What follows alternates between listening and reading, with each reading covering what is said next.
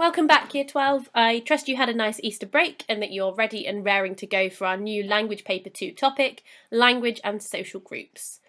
Last term we looked at the ways language varies from place to place and between men and women.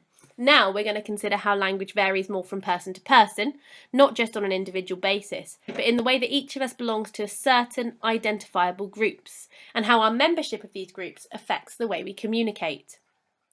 It's been established by many linguists that we all have our own individual language style, be it our tone of voice, the vocabulary used, or even our handwriting, and this is known as our idiolect.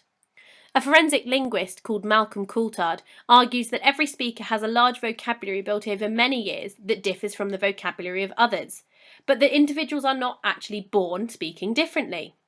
We develop language through interaction with the people around us and from the communities we're a part of. And this leads us to the key concept of this unit of work, sociolect.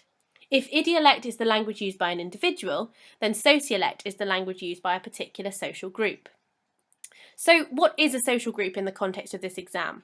Well, essentially, a social group is any group of people who share common language tendencies. The social groups we are going to be looking at are social class, age, sexuality and occupation, although I would encourage you to go away and read around the subject a bit too.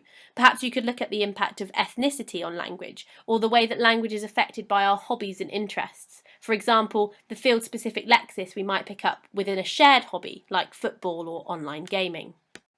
So it seems to me that the best place to start with this topic is by considering the notion of discourse communities and communities of practice. Linguist John Swales defines a discourse community as a group of people with shared interests and belief systems who are likely to use language, both vocabulary and discourse, in similar ways. He also says that it's likely for members of a discourse community to require a level of knowledge or expertise to be considered eligible to participate in that community. So for the examples I gave a moment ago, to be able to participate in the football discourse community, you'll need to know what the offside rule is. And to be eligible for the discourse community of online gaming, you're going to need to know what VoIP and AFK stand for, which I don't. The term jargon is often applied to such technical lexis, although this term often has connotations of exclusivity or even disdain, as sometimes it's deliberately used as an exclusionary strategy so that people outside a community can't access that community at all. So this leads me nicely onto the idea of communities of practice. A community of practice is a group of people engaged in a shared activity or practice whose language is shaped by the activities they are engaged in. There's a famous study based on this concept by Penelope Eckert, The Jocks and the Burnouts. I've put a handout about this study into iLearn Social Groups Lesson 1, and your first task today is to read the handout and make yourself some revision notes based on her work. If I were you, I would stop this video now and do task 1. Okay, so here's an example of my revision notes for this study. You can see I've kept the main ideas only and ensured that I've got detail about the study that's going to get me up into level 3 and above on the mark scheme for a paper 2 question 1. I'm not going to go through this study in much more detail with you as it's fairly straightforward, so hopefully you've got the gist. Essentially, it is one social practice, according to Eckert, that most affects your language, and not the wider social group that you belong to. In this slide, you'll see I've included 2 pages from a brilliant little textbook called Language, Diversity and World Englishes. It's by Dan Clayton and Rob Drummond, who are some of the chief examiners for the AQA A-level, just in case you want to buy yourself a copy. In these pages, you can see Clayton and Drummond are talking about a second ethnographic study conducted by somebody called Moores in the UK. And this brings this concept to Britain for us to make it slightly more relevant to what we're studying.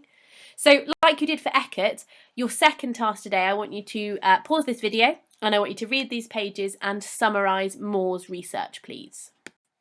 Right, so we've looked at Eckert, Swales and Moores, and now the last thing we're going to consider today is an interesting piece of research by Leslie Milroy from 1987.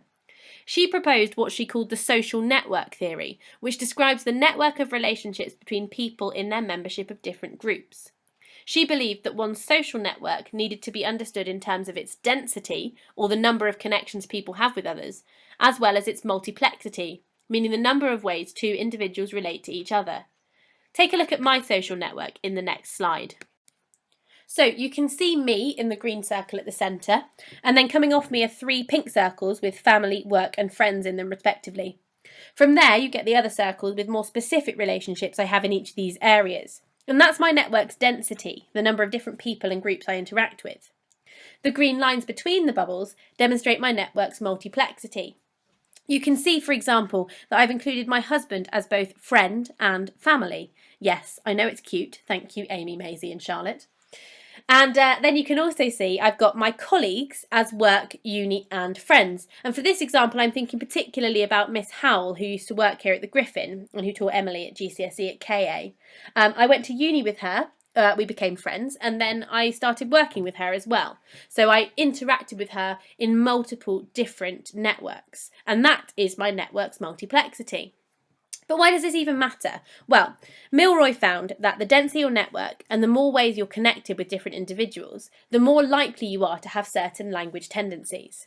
So, your last task for today is I want you to have a go at creating your own social network diagram like mine. I want you to consider the density and multiplexity of your network, and can you think of places where you particularly converge or diverge your language? Again, I'd pause the video now to have a go at this task and then start again when you are ready. Which brings us to the end of this whistle-stop introduction to language and social groups. Hopefully you now feel like you've understood the concepts of discourse communities and communities of practice, and that you have a good understanding of the theories of Swales, Eckert, Moores, Milroy and Giles. All 5 of these theorists are relevant to any and all of the language diversity topics, not just to social groups. So feel free to use them in essays on accent and dialect, on gender, occupation, sexuality, class, or age. They would all work beautifully in essay introductions in particular. Now, before you finish today, I want you to read over your notes from this session, and if you have any questions or queries, please email me in the normal way. Next time, we're going to be zooming in on the subject of language and class, considering how somebody's social class might affect their language use. Thank you very much for listening. I will see you then.